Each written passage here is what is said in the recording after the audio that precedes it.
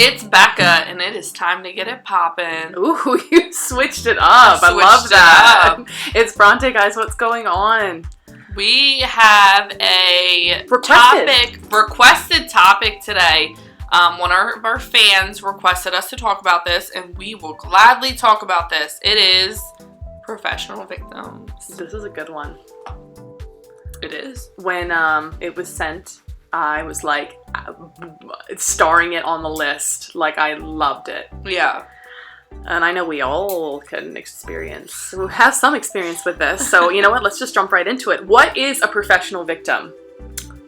Sounds exactly what it is. Like, they're professional at being a victim. It is unreal. Yeah. Every single time. They're it gets so exhausting. Yeah. They're professional victims. It's like they need to get paid for it. And it's like, why do you even waste your time? But, most of the time they are friends or relationships and you love them. Yeah. But it can be exhausting. Oh my God. I know a good few. I had to cut one off. Yeah. It was just too much. It gets old. Yeah. All the time. What's like the biggest, if you could describe them, what's like a big description you could give them? One word: narcissist. If you haven't listened, go watch 1, 2, 3, 4. We have 4 parts of narcissist.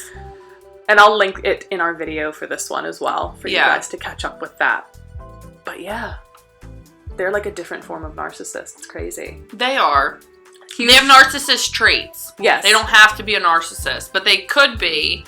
Huge complainers. Mm-hmm. And they contradict themselves all the time with what they complain about what others do to make them feel some sort of way, then they go do the exact same thing. Yeah, they control your emotions by making you feel bad or making you feel some type of way. They control your emotions, thoughts, feelings. Mm-hmm. And it's all about them all the time. All the time. It's like when you go out to dinner with them, right?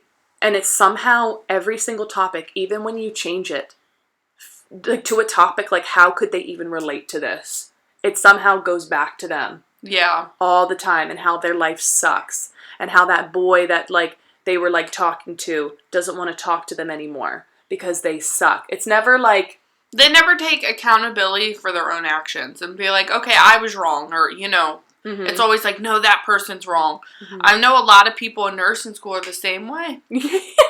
they blame it on the teachers and this and that and the book, I'm like the book, Iggy. Don't be complaining about no Iggy. But people complain about it. But okay, Iggy's our textbook, guys. You gotta look at yourself a bit too. You have to They don't ever self-reflect. Never. I think that's important. If you want to grow as a person, you really need to sit back and you need to self-reflect. Mm-hmm. And they really lose sight of what matters. Mm-hmm. I know a couple friend groups, they deal with this a lot, and it's almost like with the professional victim, they focus on only one thing that could go wrong, and then anything that could piss them off pisses them off, and they take it out on their friends all the time. That's sad. I've heard, when the professional victim has a problem with someone else, and, one of their friends likes that photo or something that they have a problem with, and reach out to the other person being like, why did you like that photo? It's like, yo, I don't have a problem with that person. You do. Mm-hmm. But, it's almost like they're so hyperactive in, what they're thinking in that moment. Yeah. But only on the negative stuff. They lose sight of their friends. Mm-hmm. The only friends that they have left. That, kudos to them who still hang on. Yeah. When I've been around them, I'm like, oh, God. I just, it's exhausting. I couldn't deal with it. Yeah. If I lived in that area. But, I have some professional victims here, too. They're everywhere. I can't talk to them half the time. What do you say? You are on because you already know what they're going to say. They're just going to complain and blame everything on everybody else. Mm-hmm. Pretty much the narcissist traits. The friends are the punching bags. And the funny thing about it is, not that it's funny, but... these people try to act all tough and they try to blame everybody else, but they're very sensitive. That's why they're like this. Yeah. Oh, when you have circles, confrontation circles. Yeah. They don't speak up. They don't. Mm-mm. And the best thing is when you see it in groups of friends. Yeah. That professional victim will talk to one friend and tell a story. then we'll tell the other friend a different story. And it conforms to them. Then it's like when finally everyone's had it and they want to come together and get the truth, and they already know who the one in the wrong is. It's like when they have like just talked crap, and then when it's finally coming full circle to speak up about it, they just back away. Yeah. They craft Well, then you got to ask the people, why are they still friends with this person? Mm-hmm. You know, if you keep putting yourself in a situation where you know that the outcome is going to be the same outcome every time, like if this friend is not willing to change, why are you still friends with them? Mm-hmm. Because then it's like, okay, you can't blame that person. You're blaming yourself for putting yourself through that for years and years. I cut off a friend, and I still love her, but she is just always negative, never getting her life together. And it's like, I want somebody that I want to look up to. Not that I always have to constantly be like, hey, like, life is not too bad. You really got to try harder. You know what I mean? Like, stuff like that. It's almost they want all the drama and the attention on that. They do, because they don't know how to handle anything else. Mm-hmm. But, I mean, if you're still friends with somebody like that and it's been years and you've been complaining about the same thing, then it's like, what are you doing? Yeah. It's like you got to go find a different hobby. Yeah. Like, it's a boring instrument to play. Go play the piano or something. Like, you gotta, like... Switch up. It's like they're frozen in life. They're frozen in time. Nothing is changing. And they're not going to change. You come off as a selfish human being, not even, like, asking... Like, someone could be going through, like, their mom could be going through, like, getting treatments done, going through chemo, going through cancer, big things. They don't have time to focus on the boy problems that you have that second, but they don't even ask. Hey, how did the treatment go? Yeah. How about this? How about that? You're going to get more of a response if you're more in tune with your friends. The friends that just still stick around. Because you are going to lose friends left and right if you're acting like this. And it's just so tiring. Yeah, and nobody wants to be friends with somebody like that. No. If it's always about the other person. Mm-hmm. Or about yourself, you know what I mean? Oh, yeah, and it's just like, they always think that they're perfect, and they always think that their life is harder than everyone else's. And in having that thought process, like, they have so much disregard for anyone else's life and what they're going through. Yeah. It's like they're not even a genuine friend. Like, some I know. Because they play the victim. All the time. Some I know... I could be sitting there and I'll be like, wow, I'm going for major surgery tomorrow.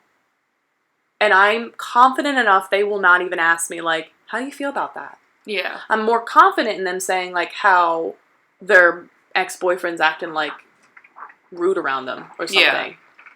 It's like, why am I even at the dinner? Why am I even here? Yeah. That sort of stuff. Like, why deal with it, guys? And you shouldn't deal with it. Yeah. And sometimes you can't even sit them down and make them realize. Mm-mm. And then I feel like they catch on to these, like, little moments, like, when you're out with friends or whatever, and they're not there. This is contra, like, it's like they just go back on how they speak up, and they voice what's wrong in their eyes, and then they go do the exact same thing. Yeah.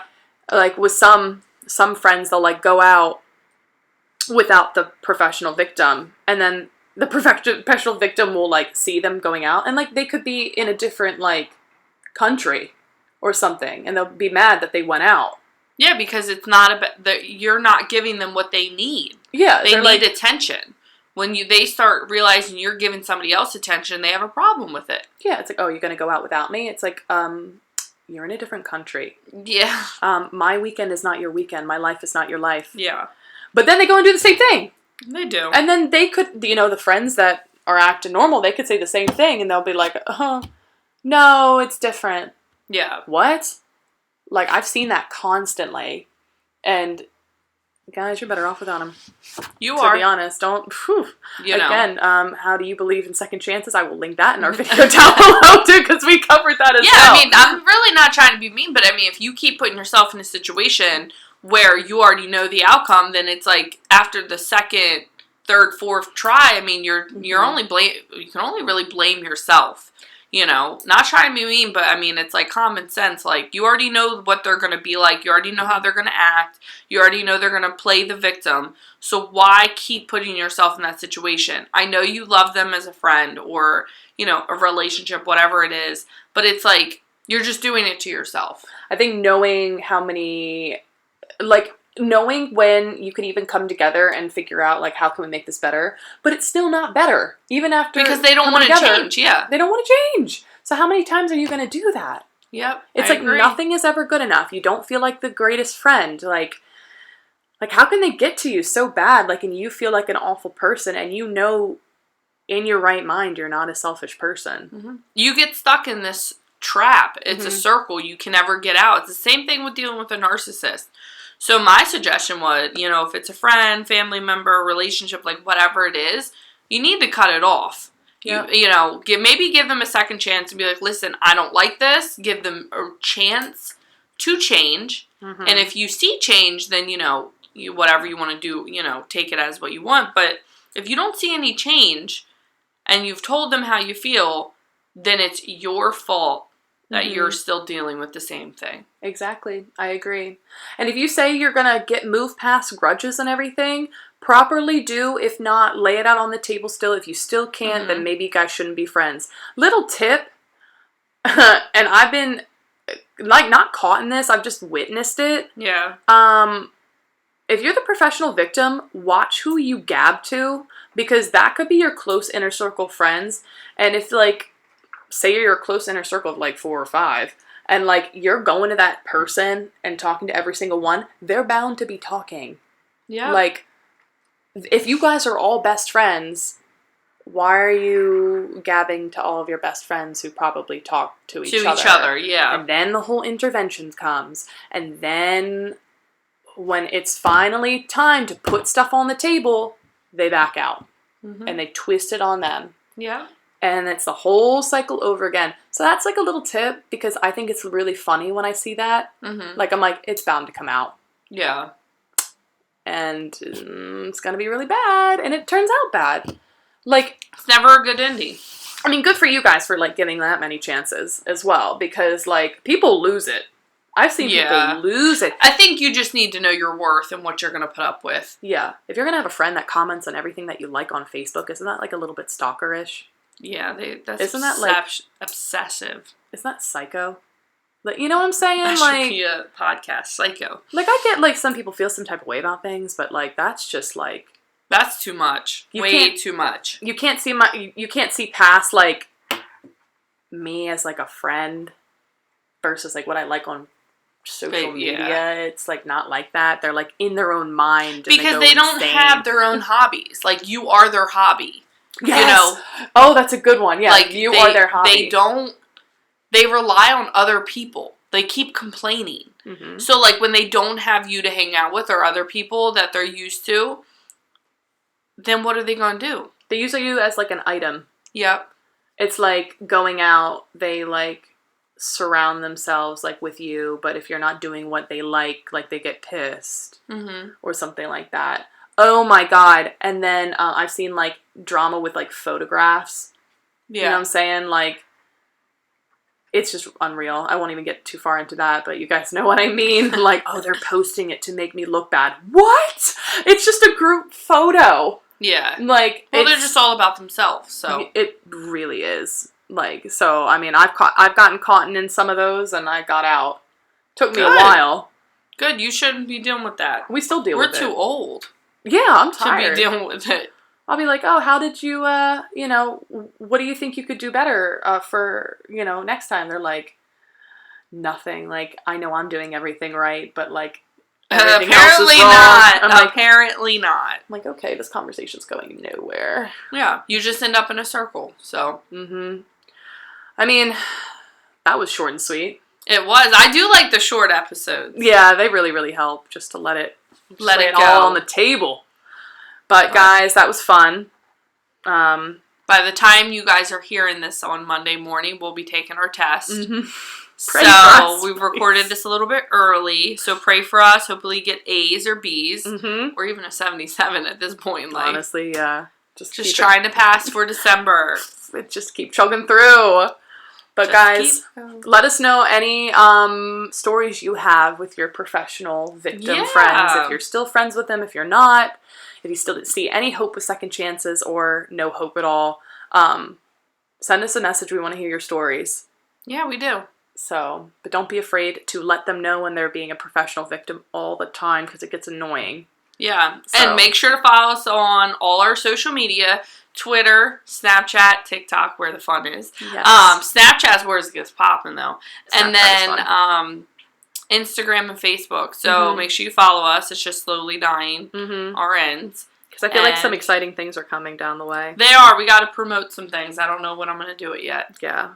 So. Maybe it will drop before this episode or after. I don't know. But keep your eye out. And we love you guys. And this is Becca, and I'm popping them. Thanks for all the support again, guys, and we'll see you next time. This is Bronte, and I'm out of here. So, bye, guys.